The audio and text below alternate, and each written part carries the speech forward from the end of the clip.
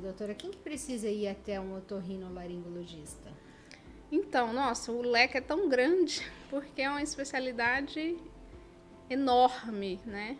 Então, pensando em ouvido, só em ouvido, a gente pode pensar desde um bebê que acabou de nascer, que faz um teste da orelhinha para a gente ver se tem uma audição ali funcionante.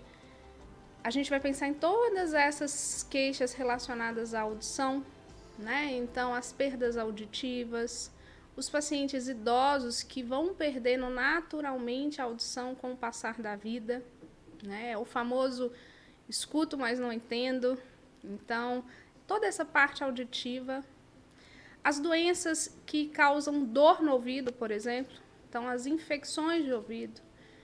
Então, os pacientes que fazem um mergulho, fazem um nado e vão na praia e começam com o ouvido vazar, sai secreção, ou as otites crônicas, ou ainda nós temos a otite serosa, que é aquela da criança que não causa dor, mas a criança ela escuta abafado, fica um catarro dentro do ouvido, e isso pode dificultar ali na escola. Então, às vezes, a gente recebe uma cartinha da escola, solicita a avaliação dessa criança porque ela não está tendo bom rendimento na escola. Será que ela escuta direito?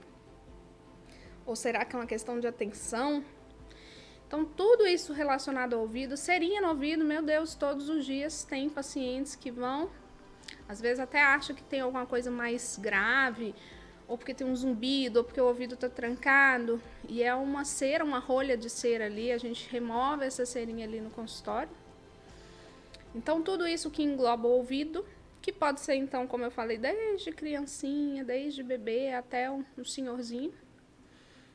Aí a gente já passa para o nariz, né? O nariz, quanta coisa a gente pode ter de sintomas ali relacionados ao nariz.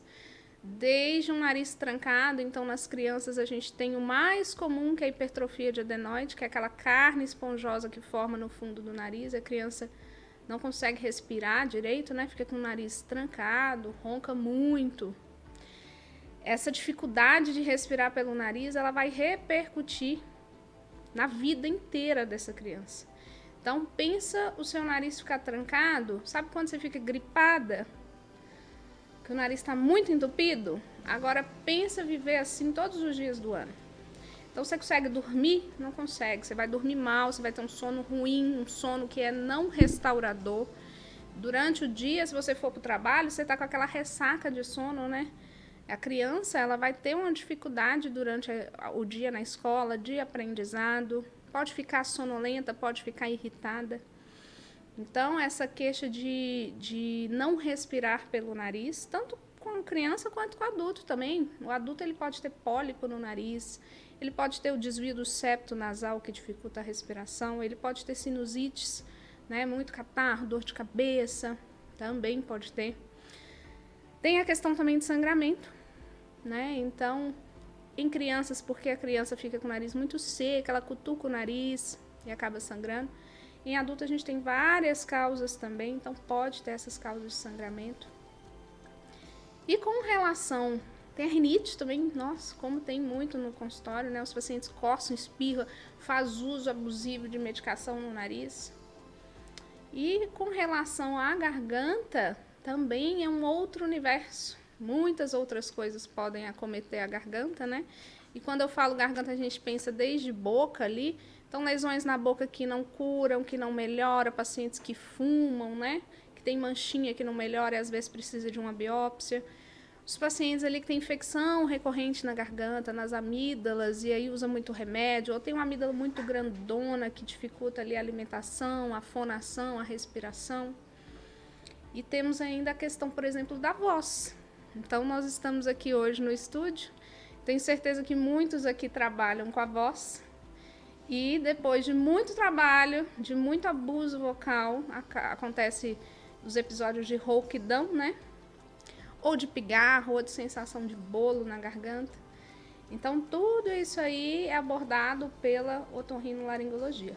Então, a gente consegue ter desde o paciente que acabou de nascer até aquele paciente mais idosinho. Quando me pergunta assim, qual idade você atende? Eu falo assim, nasceu até o último dia de vida. A gente atende. Sim. para cuidar aí da saúde do ouvido, do nariz e da garganta. E eu acho que a área é tão legal por isso, não é? É tudo integrado. Muito. Inclusive, quando você, por exemplo, tá com gripe, pode desenvolver também dor de ouvido, as coisas vão, às vezes, evoluindo, digamos assim, né? Exatamente isso. Às vezes o paciente ele vem com uma queixa do ouvido e sai com remédio no nariz.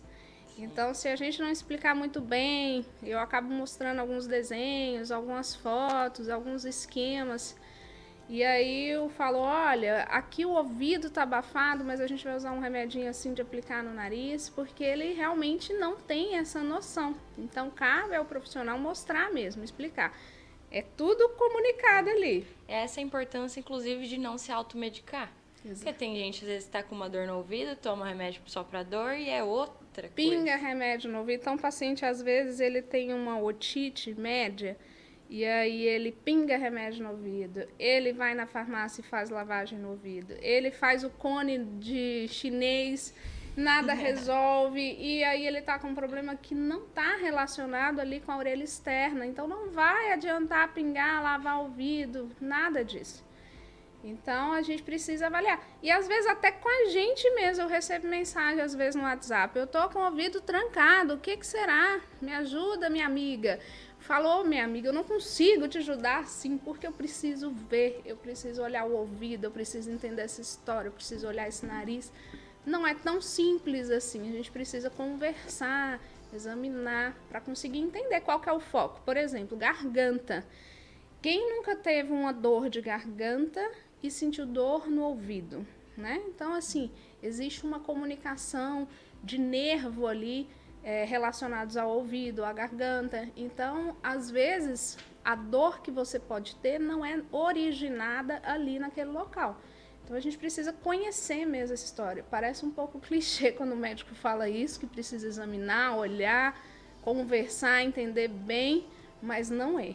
A gente realmente precisa, para a gente mesmo entender e aí conseguir explicar para vocês, para o paciente.